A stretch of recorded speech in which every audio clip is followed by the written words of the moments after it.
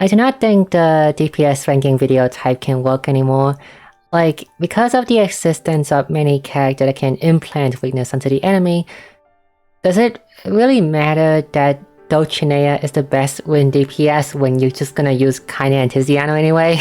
You can just like Kinda and Tiziano to everything in the game now, so I'll just change it to ranking them based on how a good character is on each shop then. Which is also better for me because I can just pick them based on the current observation on the JP meta right now. And it's also fairer to both support unit and DPS unit now, so... For warrior, the best unit is surprisingly a free unit, which is Cecil from the... or Cecil, from the FFO collab. Cecil is a redirect tank, like Oberic and Fuel EX. However, he has a few things that make him stronger than both of them. That is, he has a passive that automatically redirect attack from any ally to himself, which means that on turns where the enemy attack isn't too fatal, you can just use his other skill instead. Like, you can just bam his 5-hit AoE sword, which is really useful for shoe shaving, so... He already has a passive of 10% defense and magic defense up and 5% resistance up to himself. And also, every time he takes an attack, he restores 15% of the health damage, so he's a really tanky tank. And the strongest thing about him is that, unlike other redirect tank, Cecil has a skill that redirect attack like Oberic is. However, this one also let you redirect AoE attack to himself for one allies only. So you can absolutely protect that one ally from taking any damage at all, including single target attack, random attack, or AoE attack. When it's kind of tanking, Cecil is the best unit right now in JP. You might not need to use a tank all the time since you can just like use either healer or just like kill the enemy quick enough that you don't need a tank. But if you need a tank, then Cecil is currently the best one. Eltrix got a double cast passive, and like I say, double cast passive always make you meta, and if it doesn't make you meta, it at least make you useful. In her case, her attack power combined with a one-hit nuke, which is like consistently 2-hit nuke, right? She can now be like Hikari, I guess, but before turn 7. I just imagine her as a slightly weaker Hikari on turn 7. Of course, after turn 7 pass, Hikari is stronger, but because she can just like be as strong, almost as strong as Hikari on turn 1 or 2 even, it makes her really powerful. And Cleric is a good stat DPS and stat support. I think like, as at the current pace right now, JP seems like they try to make stat damage a meta thing. However, we don't have enough units to utilize that yet, so maybe in the future Craig will get more stronger, but he's a unit that supports staff team, which isn't really a stat team yet, so hopefully there's more stronger unit that can do better stat damage in the future. The best merchant is definitely Aron. He's not someone that you would realize that he's strong at first when you just look at his skill. However, the more you use him and the more you realize how much he interacts with the game mechanic, the more powerful you realize he is. Aron is a character that can refresh your ult and charge your ult really quickly. And there's two reasons. There's two reasons why he's really strong. The first one is that because of the game mode Wave Battle, which is currently JP thing only. Wave Battle is like the new like endgame kind of stuff. We get one every 2 weeks, so it's really relevant. In that mode, you fight the enemy in succession, and your state also carry over to the next battle, kind of like in the tower battle. So your ult charge, right? If you use your ult on one fight, then you won't have that ult for the next fight. However, I won't solve that problem because they just refresh all of your ult for you. So you might wonder how is that different from just Botchlo and what he does, right? It's because Aron's ult also refreshes 60% up ult charge to the character that he restores, and also his passively every turn grant them 40%, which means that if you use your ult combined with his passive, you will instantly refresh the ult right away. So use this ult one turn, the next turn you can use that ult right away thanks to Aron. So, and the second reason is because of another new mechanic that the game introduced, which is Ultimate level 20. A stronger level ultimate, however, the ultimate gauge now also goes to 200%. And charging 200% take a while longer than charging to just 100%. I want speed that up really quick. So it just boosts max at the start of battle, and if you're using a support ultimate, you're just gonna have your 200% ultimate by turn 2, which is extremely useful.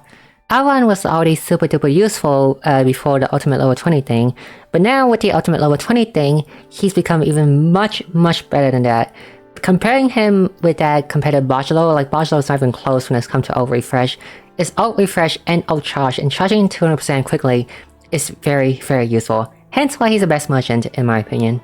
The Bestower World Oscar is a speed DPS who gets stronger when he has no boost point.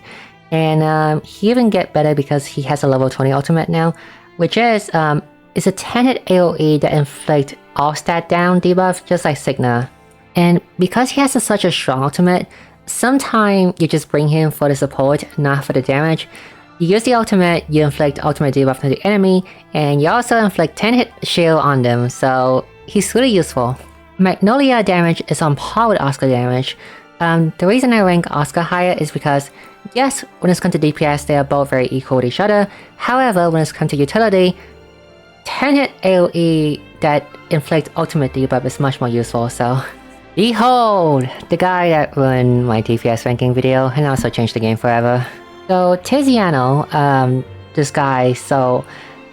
You think he might be strong because he inflicts dagger implants onto the enemy, which is, yes, that's one part of why he's so strong. Allowing you to bring Kaina to every single fight in this game is very strong. However, the other part is that even if you remove that part from him, he's still a very strong unit. Essentially, he is Bajalo and Audio all combined with each other. He give attack buff and not dagger damage buff. He give physical damage buff, or rather critical damage buff. All of his skill, he can stack them together to give the entire team 30% attack and critical damage up. And he can also get guarantee crit, so it's just a universal damage up on everyone because it's critical damage and it's guarantee crit, so he's so useful. And that's not all. In addition to the dagger implant and better buff than Bajalo and Audio, he has a passive that whenever any ally break the enemy, he also inflicts 10% dagger resistance down on them, and he has ultimate damage up buff and dagger resistance down to the enemy. He has too many good stuff, honestly. You don't even have to use him in the dagger team, honestly. You can just bring him for the universal 30% attack buff, 30% damage up, and guarantee critical. They make him so OP. Why did they make him so OP? And because of Tiziano, it's the reason why Kaina is so dominating. If Tiziano did not exist, right, then you would go, oh hey, this boss is not weak to dagger. I guess let's try the spear team or an axe team or a bow team even. But because Tiziano exists, and because he's a really strong support, in addition to dagger implant, and because of Kaina being a very strong DPS already, I don't have any comments anymore. And in third place is Eroka EX, which the gap between Kaina and her is like really big when it's come to ranking, what the heck. Phantom Save Eroka is a support where whenever any ally's in the front row and she's in the back row, whenever you do any attack, she will do a one-hit follow-up attack, one-hit AoE. The AoE shoe shave is not super duper powerful. However, if you do want a free 4-hit AoE shoe shave per turn without doing anything, then she's fine. Shanna is the answer to everything. You need damage? Shanna can do it. You need health? Shanna can also do it. Damage kappa, she can do it. You need the ability to just bypass every single boss ultimate attack in the game. You can also do it. I really meant it when I say Shanna is the answer to everything. She is someone that can do many stuff.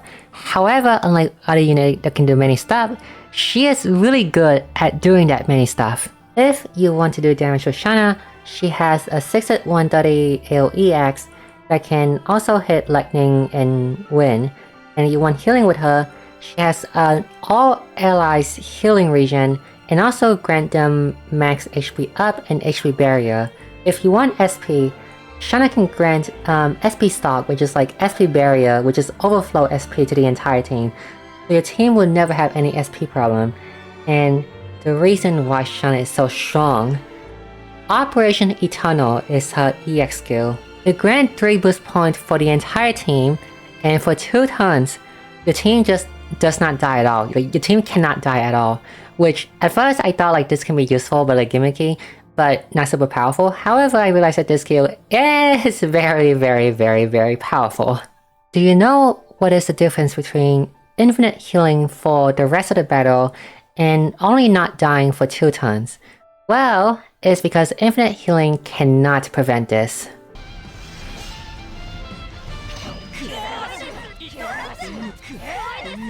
So, you know, in the past, right, when you fight a very hard boss, you would go, oh, I need to set up attack debuff onto the enemy and defense buff into my team, so that I would not get one shot even though my team is at full health and have regen into my team. However, Shana just let you not do that at all. Instead, just spent those turns setting up your attack buff and like damage buff and just like kill the enemy faster before they can do more damage than you to you. So it's just so useful, honestly. And as a bonus, even if your team is not in the danger of dying from the enemy, right? You can also just use the skill early to grant 3 boost points for the entire team. So you use Operation Eternal offensively and serve as a mini Adana EX. I know that Shana is not a unit that a lot of people talk about compared to other spotlight units like Kaine or Tiziano or Potters. However, when Shana do come to global, I do highly suggest you to get her because the answer to everything is Shana. Casti is Tiziano but for Axe team, which I think should be enough to tell you how strong she is. Instead of the dagger implant though, she do an Axe follow attack whenever someone do an Axe attack. And Rinyu EX is Solon, but better. I was thinking of whether I should put Seraphina or Rinyu here, but although they are both strong unit and do like different things, I think that Rinyu EX is more better and more versatile and more easier to use and easier to support your team than Seraphina is, so... Hujab is bold Casti. Honestly, it's closer comparison to Casti and Hujab than to Casti to Tiziano. But yes, very accurately, it's almost like 90% kid resemble. Hujab is just Casti but for bow. The Dodena EX is a decent DPS, would be even better if she does not remove her own point thing, but she has this mechanic where whenever she crits, she gains 1 point, and at 9 points she deal a lot of damage, but if they have kept her at 9 points and she did not lose any point when using like an ultimate nuke attack or something, she will be almost on par with Kaine and Potters, but they didn't let her do that, so she's not. It's the best bow DPS though, doesn't really matter because setting up the 9 point and doing it, like, it's much better than how Tressa EX was doing it, but it's still not as good as Kaine and Potters in the top of the top meta.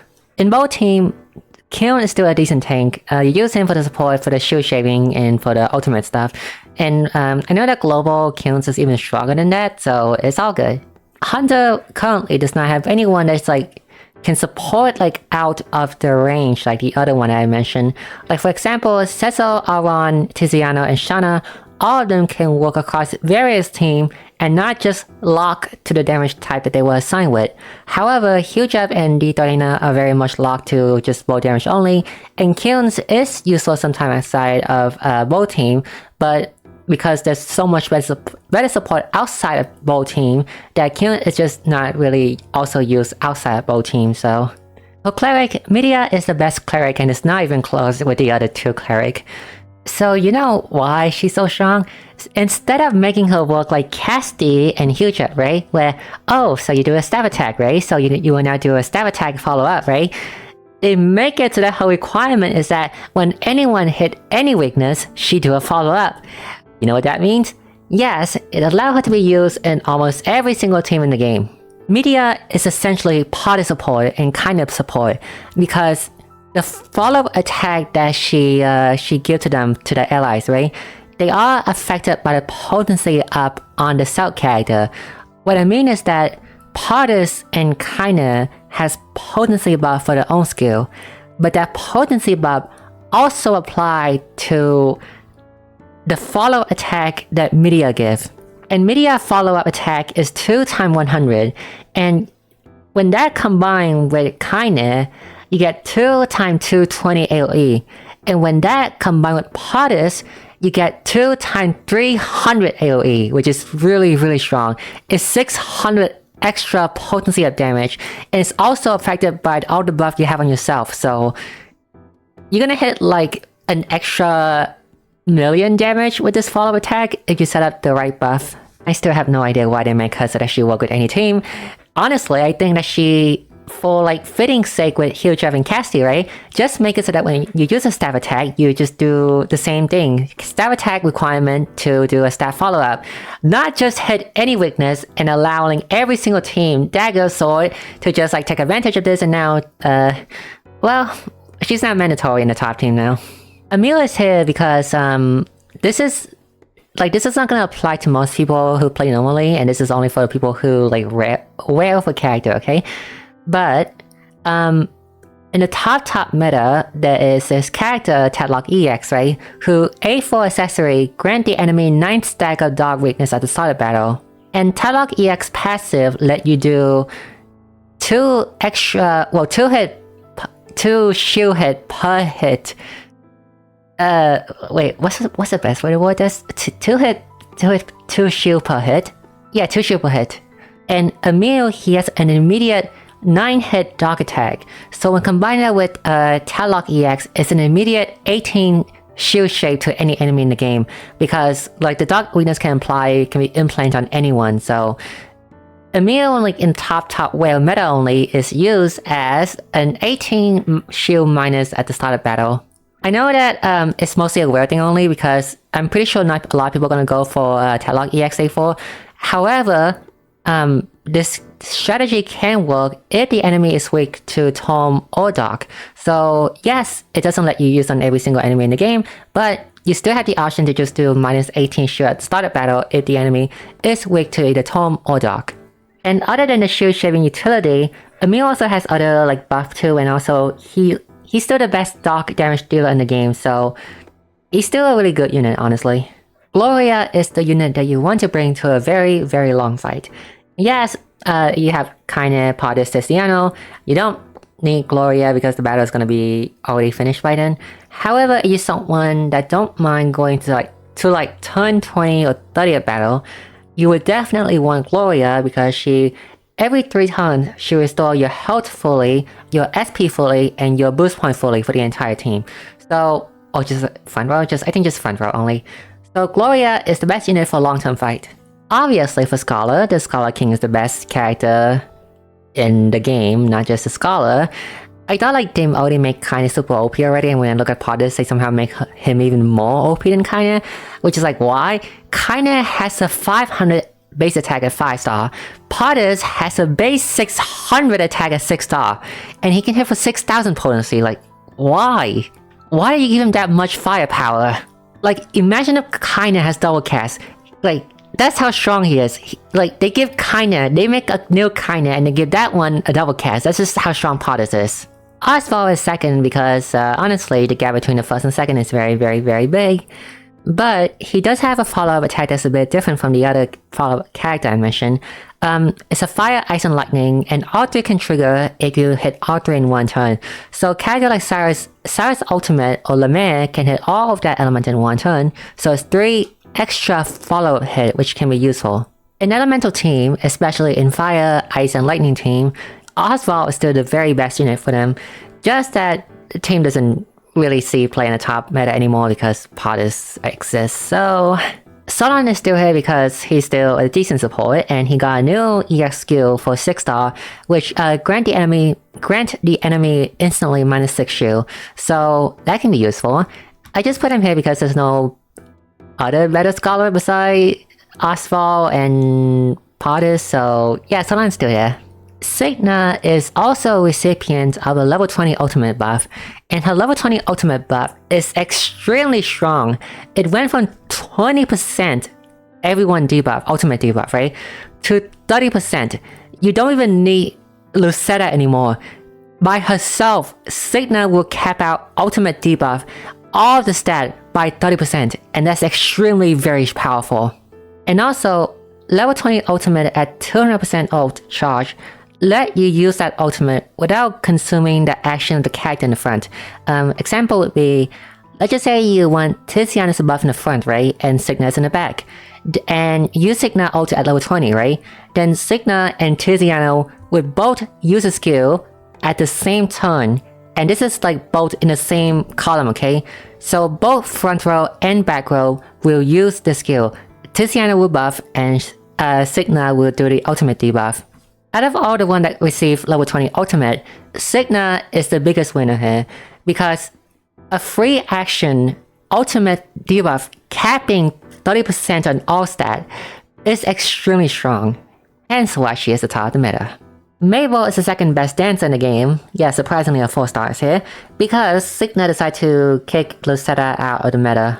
What I mean by that is that I think that even right now in the EN, and even before the whole ultimate level 20 thing, right? Lucetta was the main character you would use to put in the back row of your main DPS, because Lucetta has a passive that extends your buff, your ultimate buff, and your pet buff that you receive in the character, which is extremely strong. Combine that with her ultimate, which is like a 3-hit bow that inflict 10% ultimate defense down. Combining that with Signa, it would have cap out 30% ultimate defense down onto the enemy. But now, because of Signa level 20 ultimate, she can now do the whole ultimate debuff 30% thing by herself, so Lucetta does not need to ult anymore. And Mabel has the exact same passive as Lucetta, and an extra passive that say all debuff you receive is -1 turn. So whoever in front of Mabel, right? Whenever the enemy inflicts stat down on you, it's usually 2 turn of stat down. And you only get 1 turn of stat down because of Mabel. And as a bonus, if the enemy go last, right? Which means you already attack for this turn, then because it's only 1 turn debuff, by the time your next turn arrives, the debuff is already gone. So essentially, the enemy debuff is just useless on you. And also, this passive has synergy with August, because her 6-star buff on Mabel is for this passive to also affect status ailment. And in August, like everyone know, a character gives 20% attack buff and also the taunt effect on the one that receiving the buff. But because the taunt is counted as a status ailment, essentially Mabel made that status ailment turn become 0. So in August, it just become a free 20% attack buff without having the taunt effect. And also, this is once you get to Celestia, but there are some boss whose mechanic is that when you break them, right? On break, they will automatically trigger a stat down debuff for your entire team, attack and magic down, right? So that you will deal less damage to the boss for that break turn. But it's only for 1 turn, and like I say, Mabel -1 turn is 0. So your character, your DPS in front of Mabel will not get that debuff at all. So yes, maybe for now in other server, Lucetta is still the best unit to use as a buff extension. But once 6-star arrive for Mabel and once level 20 ultimate arrive for Signa, then I'm pretty sure Mabel is just a better unit to use over Lucetta. Adana EX is still a good boost point character. You're not like me trying to kill every single boss in the game 6 turns or less and you just wanna play the battle normally, then Adana EX is an option. And now I present to you, in my opinion, that this is currently the best team for all purposes of everything in the game. Of course, you cannot take this team to every single thing in this game, like this place would restrict you from using some member like in Draft Tower, but when there's no restriction, this is in my opinion currently in JP, the best team for any content in the game. So I will go briefly over what every character do here. Kaina, Potus, and Tiziano should be self-explanatory, because Kaina and Potus deal a lot of damage, and Tiziano is buffing the damage, and also the enemy is not with the dagger, then Tiziano also take care of that. Media is here because I forgot to mention this a while ago, but her ultimate is a 10-hit staff that also grant the entire team, well, grant front row, 20% attack up and 20% physical damage up, which is like, why? Like, she was already OP with her passive, right? But she's even more OP. And of course, obviously, her passive amplified the damage that Potus and Kaina do even more. An extra million damage per turn even. Mabel can be put behind either Kaina or Potus, but for me, I put her behind Kaina because Potus is already hitting cap even if the enemy is not broken. So Kaina has an 8-hit dagger, It's like the cap is less easy to hit than Potus, so just put her behind kinda. But you can also put her behind Potus if you want. Shauna is here because of her Operation Eternal. If the enemy is not a threat to you, then use it for the 3 boost point. And if the enemy is a threat to you, then use it to set up your buff without worrying about a random teammate dying. Avalon is here because it's passive charge ultimate, and some characters have very strong ultimate in this team, like Tiziano, Medea, and Signa all have level 20 ultimate currently, and Avalon let you use some of that by turn 2 even, so he's really useful. And also, like I say in Wave Battle, where the ultimate state usage is carried over, Avalon can also refresh that ultimate, so you want to use that ultimate between multiple battle, Avalon let you do that. And of course Signa is here for the ultimate 30% all-stat debuff, free action by the way, and that's it for this team. This is a team that will carry you throughout the entire Ostara journey at least. And with this team, I was able to beat almost every single EX3 episode log fight in the game. That's including arena unit and also the final boss of Bestow all in 6 turns or less. Almost as in, I still beat every single boss in this game in the episode log EX3 with this team, but not every single one is 6 turns because there are some that has a weird gimmick for me to get through. And this is without Potus. I was using Modulo because I don't have Potus, and even so I was still able to beat them in 6 turns or less. If I had Potus, I think I would be able to do it in 5 turns or 4 turns or less, but this team is just very, very strong. But of course that does not mean that this team let you beat every single content in this game currently. Like obviously the level 120 boss NPC in Celestia are designed to be extremely hard, so you're not going to challenge them at all, except like if you're a Whale player. And the later Celestia story boss is also getting a bit harder, but outside of that, this team is, like I say, will carry through most content in this game. And that's it for the video. Like I say, I plan to do this every half anniversary. This one was a bit late because I was still a bit down when I thought Ian was already over. But the next one should be in May, so it should be like in the next 4 months. But that's it for now, so bye!